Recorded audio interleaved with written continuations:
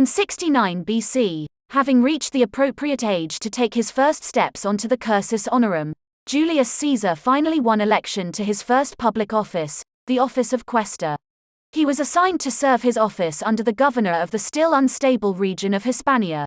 Unfortunately, just before departing for Spain, tragedy struck within his family, delaying the start of his quaestorship. Caesar's aunt Julia, who was the widow of Gaius Marius, passed away. Even at the height of her husband's and son's bloodthirsty revenge, Julia never betrayed them. But neither did she support their murderous reigns over the city. It was probably due to her nobility, and the fact that she had sheltered Sulla in her house when her husband, allied with tribune of the plebs, Sulpicius Rufus, incited violence in the Forum Romanum, that Sulla allowed her to live out the rest of her life unmolested by the ruthlessness of his political extremity. Though he had been responsible for the death of her son, he did not confiscate Julia's property, nor reduce the quality of her life following Marius the Younger's death. And, because Marius the Younger was the only child born to Julia and Gaius Marius, his predeceasing her meant that the duty of planning the funeral obsequies, and delivering the formal eulogy, fell to her nephew, Caesar. Julia's funeral was attended by the vast majority of the Roman people. Among Rome's nobility, it was tradition to hire actors to wear the death masks of all the important family ancestors at a funeral.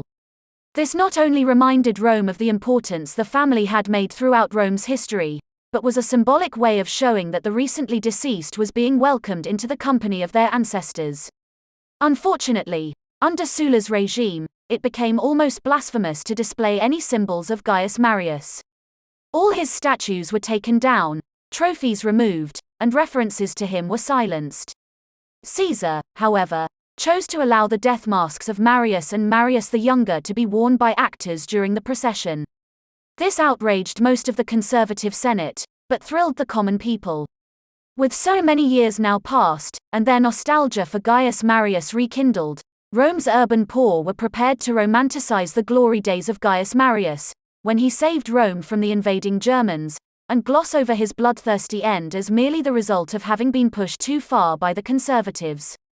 In addition to reminding Rome exactly whose widow they had lost, Caesar also used his aunt's eulogy to enhance his own family's name, or dignitas. Parts of this eulogy, which survives today, include the following passage: "The family of my aunt Julia is descended by her mother from the kings, and on her father's side, is akin to the immortal gods. For the Marsi reges go back to Ancus Marcius, and the Julii, the family of which ours is a branch, to Venus. Our stock, therefore, has at once the sanctity of kings, whose power is supreme among mortal men, and the claim of reverence which attaches to the gods, who hold sway over kings themselves." Although Caesar did, while speaking the eulogy, refrain from making any political accusations against those who opposed the ideals of the Marian party, his oration still offended much of Rome's nobility by arrogantly comparing his family to both kings and gods. The amount of people who turned out to pay their respects to the widow of Gaius Marius drew many whispers of concern as well. Not since the death of Cornelia Africana, mother of the Gracchi, had Rome seen such a turnout for a woman. Even Sulla's fourth wife, Metella Dalmatica, whose funeral was lavish and expensive, did not inspire such attendance. Were there truly so many people in Rome who still thought fondly of Gaius Marius? Soon after the death of Caesar's aunt, his wife, Cinilla, also fell ill and died unexpectedly. We do not know if she died of a natural sickness, or possibly by trying to bring a second child into the world. If Cinilla died in childbirth, then the child did not survive the ordeal either. History only records his daughter, Julia, from Caesar's marriage to Cinilla. After Caesar's stunt of displaying the death masks of Gaius Marius and Marius the Younger for his aunt's funeral, the Senate prepared themselves for Caesar to make another push by displaying the death mask of Cinilla's late father, Lucius Cornelius Cinna. But the historians do not tell us Caesar did anything but deliver a heartfelt eulogy for the loss of his wife.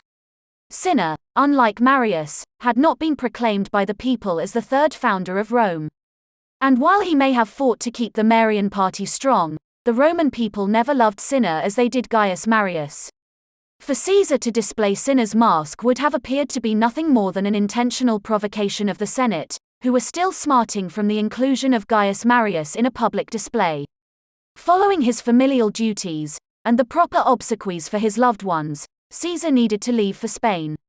Placing his 5-year-old daughter in the care of his mother, Aurelia Cotta, Caesar left for his province.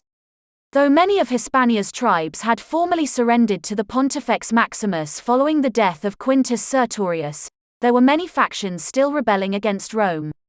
Because these groups were no longer united, they made repeated attempts to reorganize themselves into a greater force. Constantly stamping out rebellions forced Spain's governor to spend most of his time touring the province at the head of his army. Busy fighting constant skirmishes throughout the mountainous regions of Spain, the governor of the province left Caesar to fill his shoes. Caesar took up his legal responsibilities and, as quaestor, became acting governor of Spain.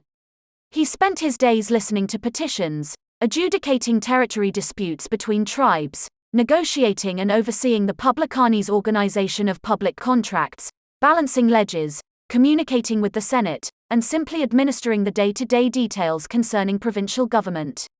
Because he was responsible for forcibly imposing Rome's legal system on a native population resistant to Rome and all her rules, Caesar had only limited success in bringing the rule of law to the people of Spain.